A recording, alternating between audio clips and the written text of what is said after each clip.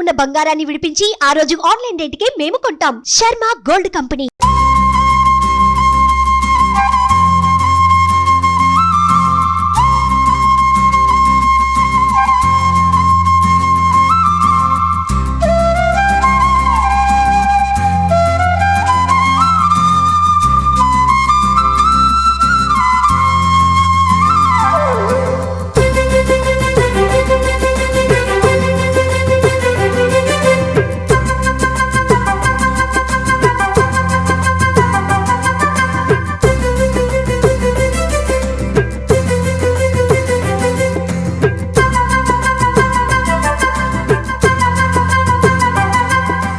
Welcome to Suman TV.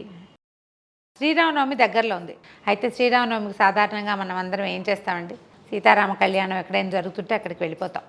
వీలైతే భద్రాచలమో వెళ్తాం, ఒంటిమిట్ట రామాలయానికి వెళ్ళొచ్చు. మన చుట్టుపక్కల ఎక్కడ రామ మందిరం ఉంటే అక్కడ సీతా కళ్యాణం జరుగుతుంటే చూడ్డానికి వెళ్ళొస్తాం. మనం ఇంట్లో ఏం చేసుకుంటాం, ఏదో చిన్న భగవద్ ఆరాధన మనకి ఎంత కుదిరితే అంత. అయితే ఈ ఆరాధన క్రమంలో రాముల వారికి ఈ రోజున నివేదన ఏం చేయాలి అంటే, శ్రీరామనవమికి పానకం, వడపప్పు, ఓ 2 అరటిపళ్ళు, ఓ కొబ్బరికాయ కొట్టాలి. ఇంతే. నువ్వు దద్దోజనం చేస్తావా, చక్కెర పొంగల్ చేస్తావా అని రాముడు అడగనే అడగడు. కమ్మగా పానకం పోయమ్మా చాలు, నువ్వు కూడా అది తాగి కొత్తగా మొదలైన వేడిని తగ్గించుకో అని చెప్తాడు. పానకం చేయటం ఎలా, అదేమైనా బ్రహ్మ విద్య కాదు, కానీ పానకం తప్పకుండా చేయాల్సిందే.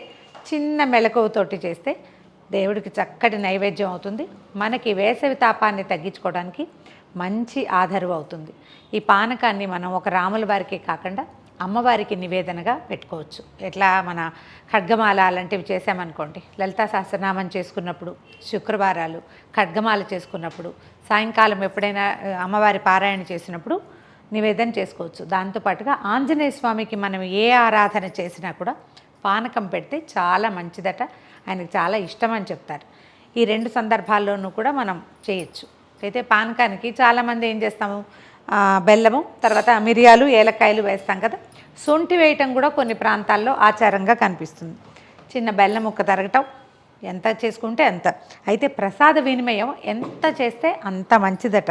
ఈ సీజన్లో అంటే ఈ చైత్రమాసంలో ఈ బెల్లాన్ని చక్కగా తరిగి చక్కగా పానకం కలిపి ఎవరికైనా సాయంకాలం పూట తాగటానికి ఇస్తే విశేషమైన ఫలితం లభిస్తుంది. పూర్వజన్మలో ఎవరికైనా మంచినీళ్ళు ఇవ్వని పాపం ఉందనుకోండి, మనకి ఆ పాపం పోతుంది.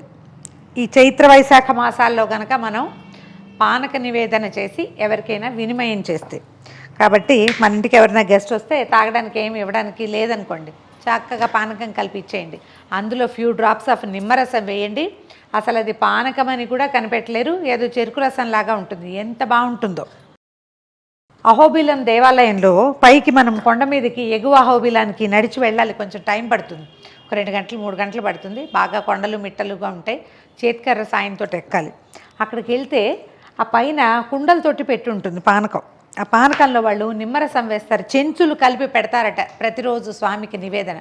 అహోబిలం వెళ్ళిన వాళ్ళకి ఈ సంగతి జ్ఞాపకం ఉంటుంటుంది. దాన్ని గుర్తు చేసుకుంటూ మన ఇంటికి వచ్చిన గెస్ట్లకి చక్కగా పానకం కలిపి ఇచ్చేయండి. చూద్దాం ఎలా చేయాలో. బెల్లంలో కొంచెం మట్టి ఉంటుంది కదా, అడుగు నుండిపోతుంది, అంత ఇబ్బంది ఏం లేదు. లాస్ట్ ఇయర్ కుండ కనుక ఉంటే పాత కుండ, అందులో పొద్దున్నే కలిపెడితే సాయంకాలం గెస్ట్లకి ఇవ్వడానికి కూడా పానకం పనిచేస్తుందండి. చాలా బాగుంటుంది, చల్లగా అవుతుంది, మంచి రుచిగా ఉంటుంది. సన్నగా తరిగిన బెల్లాన్ని ఏదైనా ఒక పాత్రలోకి ట్రాన్స్ఫర్ చేయండి. మీరు ఎందులో పానకం కలుపుకోగలిగితే అందులో నీళ్ళు పోసేద్దాము.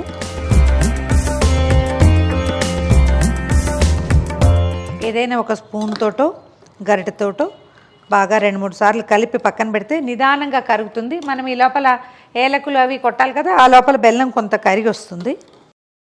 ఈ బకెట్ కొలత కనిపిస్తోంది కదా, ఈ కొలత పానకానికి ఒక 15-20 మిరియాలు, తర్వాత ఒక 4-5 ఏలక్కాయలు.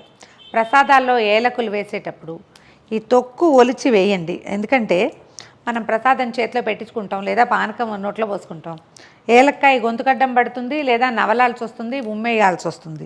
ప్రసాదాన్ని ఉమ్మేయకుండా ఉంటే బాగుంటుందండి. మనం మొత్తం తీసేసుకుంటే బయటపడేయకుండా బాగుంటుంది. మీ ఇష్టం, నా ఉద్దేశం అయితే అది. మెత్తగా దంచేసిన ఈ సొంటి, ఏలకులు, మిరియాల పొడిని దీంట్లో పానకంలో కలిపేసేయండి. పానకాన్ని ఏంటంటే కొంచెం వడపోసుకుంటే మంచిదంటే ఈ రోజుల్లో బెల్లాలని మనం నమ్మలేకుండా ఉన్నాము. ఒకసారి వడపోస్తే సేఫ్ సైడ్ గడ్డి గాదం లేకుండా చక్కగా గుమగుమలాడుతుంది.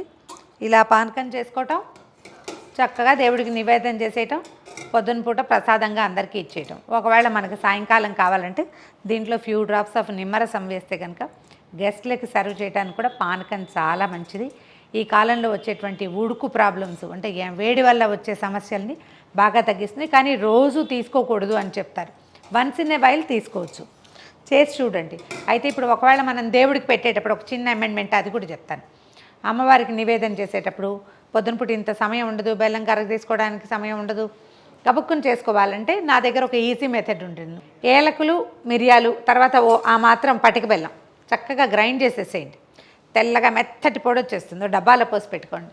ఏ రోజైనా పొద్దున్న గబుక్కుని ఖడ్గమాలు చదువుకుంటున్నామంటే ఆ డబ్బాలోంచి 2 స్పూన్లు ఒక వేయండి మంచి గ్లాసులో వేసి మంచినీళ్ళు పోసేస్తే నిమిషంలో కరిగిపోతుంది.